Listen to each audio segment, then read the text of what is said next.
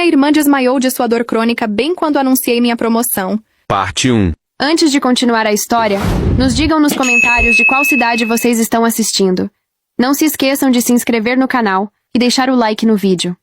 Mas então entreguei a ela o vídeo que havia gravado 20 minutos antes, e assisti seu rosto enquanto ela percebia que todos agora sabiam a verdade. Minha irmãzinha nasceu 2 meses prematura, saiu mais azul que um Smurf, e passou os primeiros 3 anos de vida conectada a tubos e máquinas. Naturalmente, meus pais eram super protetores com ela. Ficavam ao lado dela, compravam todos os brinquedos que ela queria e exigiam que eu deixasse de sair com amigos para cuidar dela. No início, achei que isso estava certo. Ela era minha irmãzinha cronicamente doente. Mas então ela cresceu. Ficou mais saudável. Não precisava mais de tubos ou máquinas e podia viver normalmente. No entanto, nesse ponto, ela havia aprendido que estar doente lhe dava tudo o que queria, fossem coisas materiais ou apenas simpatia e atenção. Começou com suas dores de cabeça voltando misteriosamente sempre que estava fazendo lição de casa. Meus pais tiravam a lição de casa antes de substituí-la por sorvete. E quando Emma completou 11 anos e eu tinha 16, ela havia aperfeiçoado sua atuação. E isso realmente me incomodava, porque sua dor só aparecia durante meus momentos. Quando entrei no time principal de futebol, ela desenvolveu cólicas misteriosas no estômago que exigiam que meus pais saíssem do meu primeiro jogo mais cedo. Quando fui aceita na faculdade, ela desmaiou durante meu jantar de comemoração, e passamos a noite no pronto-socorro onde os médicos não encontraram nada de errado. A pior parte era como ela sorria para mim quando nossos pais não estavam olhando. Ela até praticava suas expressões de dor no espelho. Tentei mostrar aos meus pais uma vez, mas Emma já havia dito a eles que eu estava com ciúmes da atenção que ela precisava por sua condição. Meu namorado Jake durou 8 meses antes que Emma chegasse até ele. Ela criou capturas de tela falsas de mensagens onde eu supostamente a chamava de fingida e desejava que ela morresse. O término aconteceu em uma cafeteria. Jake deslizou o telefone pela mesa me mostrando as evidências que Emma havia compilado. Ele disse que não podia ficar com alguém que tratava sua irmã de 6º ano tão cruelmente. Emma me mandou uma selfie usando o moletom que Jake havia me dado. Esse foi meu limite. Por 5 anos, eu havia assistido ela roubar tudo. Então comecei a observá-la de perto. Muito mais de perto do que qualquer um jamais havia feito. E notei um padrão. Toda vez que estava com dor, ela sempre segurava o lado direito. Seja a cabeça, o rim, sempre o lado direito. Sempre chamava especificamente pela mãe, sempre classificava sua dor entre 8 e 10 e sempre se recuperava em exatamente 2 a 3 horas, que era tempo suficiente para arruinar o que eu havia planejado.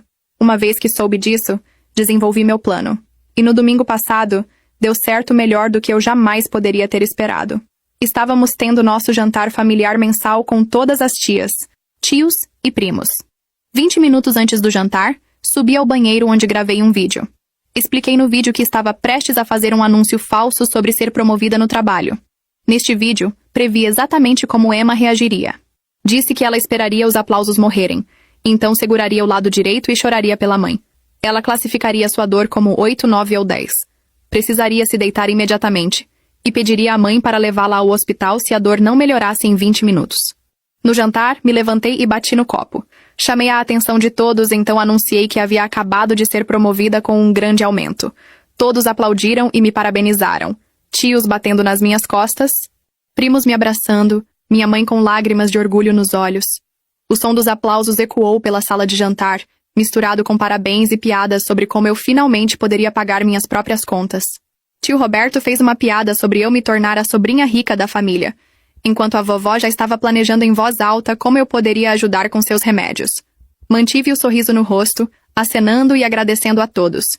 Mas meus olhos estavam fixos em Emma. Ela estava sentada na outra ponta da mesa longa, entre meu primo Marcos e tia Sandra, brincando distraidamente com o purê de batatas no prato. Por um momento, ela quase parecia genuinamente feliz por mim. Quase. Mas eu a conhecia bem demais. Vi quando algo mudou em sua expressão. Foi sutil, como sempre era. Uma pequena contração ao redor dos olhos, um leve enrijecimento dos ombros. Ela olhou ao redor da mesa, notando como toda a atenção estava focada em mim, como as pessoas estavam realmente animadas com minha conquista, como eu estava brilhando. E então começou. Primeiro, ela parou de comer. Deixou o garfo cair no prato com um barulho baixo que apenas algumas pessoas próximas notaram. Tia Sandra perguntou se ela estava bem, mas Emma apenas balançou a cabeça com um sorriso forçado, Um daqueles que ela usava quando queria parecer corajosa apesar da dor. Continuei conversando com tio Pedro sobre os detalhes da promoção, mentindo descaradamente sobre responsabilidades que eu não tinha e um salário que não existia. Mas parte de mim estava cronometrando.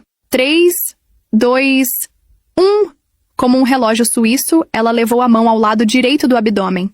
O primeiro gemido foi quase inaudível. Um suspiro baixo que se misturou com o barulho das conversas. Mas Emma sabia exatamente como projetar sua voz para que parecesse que estava tentando esconder algo. Meu primo Marcos, que estava ao lado dela, parou no meio de uma história sobre seu novo emprego. Emma, está tudo bem aí? Ele perguntou, inclinando-se ligeiramente em direção a ela. Não é nada, ela murmurou. Mais alto o suficiente para pelo menos metade da mesa ouvir.